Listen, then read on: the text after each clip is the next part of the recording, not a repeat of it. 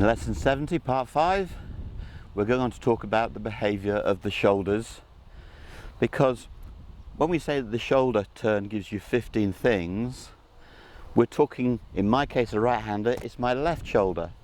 You see, my left shoulder goes into this slot. It knows where the plane is. The right shoulder has no home. It doesn't know where to go, and it can go on forever. But the left shoulder has a place, a slot to fit, and that slot governs the length of the backswing. So we're not just playing with a left shoulder. I can turn my left shoulder now, and for every inch my left shoulder moves towards you, the right shoulder is going in the other direction. So I think you can see, if we go back to the wheel concept, I'm in plane with good path and good width, my shoulders turn. Now this is the first reason that golf is difficult, because the spokes, which are my arms, have been glued together. So now I've got a slight problem. With my palms glued together as they should be, when I turn my shoulder, I can only go to 90 degrees. And that's a much smaller movement. When my arms are separate, I can get to point at the camera. But when the palms come together, I can't go as far. Unless, and this is the big word, unless the left shoulder rides over the right. So all of a sudden we have a shoulder coil that is changed and corrupted by the fact you have two shoulders. So in the simple human wheel they both turn, but when the spokes get glued together, rotation is reliant upon the shoulders coiling and twisting. So you can see that the left shoulder appears to rise and the right shoulder appears to drop. Now, I'm not doing that or that, it's just the fruit of the arms rolling over each other. And that's what Butch Harmon said. He said the swing path is key to understanding draw spin. We're not flipping the hands and the arms like this. We are allowing the hands and the arms to rotate within the path and plane that they're in. So that is the first thing that makes golf difficult. The human wheel, simple idea. The moment you glue the spokes together, we've got to deal with something. And that is the fact that the shoulders twist over each other, going back and through. So don't ever talk about shoulder plane. There's no such thing. It's twisting and contorting all the time. So forget the phrase shoulder plane. There's no such thing. The shoulders are twisting all over the place within the swing. You can't use them as a reference point.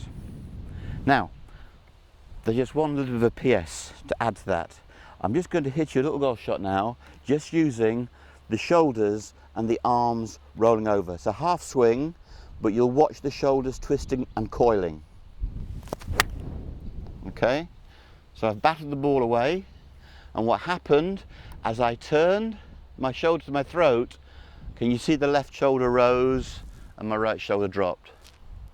And I said to you before, if we don't understand the coiling and the twisting, we have a problem. And don't go with the word connection. Don't go putting things under your armpits. It'll kill you. You'll swing like this and shank it, or you'll tilt to correct it. The left arm has to separate from the armpit as you go back. Now, a minute ago I was showing you a human wheel, and then I glued the spokes together. All well and good. I'm still in the plane. We now have a second problem to do with the shoulders. When we extend the arms, the tune of one golf club, it's not a straight line. It's not a wheel relationship anymore. This is bent. So what you can see is that when the shoulders coil, the club stays in plane. Can we see that? So the moment you turn the shoulder to the throat, the butt of the club rolls and rises to the plane. When you then come through, it will roll and drop to roll and rise again. So that's quite complicated, and that's why you need to understand the three elements. So the first drill is to do your horizontal drill in front of a mirror. Your second drill is to glue the spokes together and let them roll and rise over each other. And then you get a golf club which bends the spoke, and you add the club in to that rotation. But you can see that my shoulders are coiling and twisting within the swing plane. If the left shoulder doesn't rise, if the left shoulder stays close to the body, we've got a problem. Okay? And as I said to you before, if you kept the arms close to the rib cage, if Dolly Parton took up golf and did it, she'd have 2 black eyes and a takeaway. Her generous bosom would not hinder her, because as the golf swing takes place, as the shoulder turns, the left arm loads and rises. So that's why Dolly Parton could play golf if she wanted to. She couldn't play golf from here, but she can from here. The butt of the club rises. If you watch Jason Duffner, when he waggles like this. The butt of the club rises. He doesn't waggle downwards with the club head. That creates a shank. The waggle has a little bit of lifting. So you can see that that waggle is an upward waggle, because Duffner knows that as the shoulder coils, the butt of the club rises. All right, I've blinded you to science. I know it. I can't help it. We've got to deal with it. It is complex. It's 3 elements. The shoulder turns to the throat. That gives you playing your path and your width.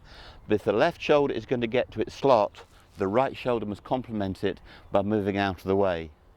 So your job is to understand the 3 components, and doing drills in front of a mirror and practicing in the back garden, not even hitting golf balls, you can work on blending the shoulder rotation with a twist into your backswing.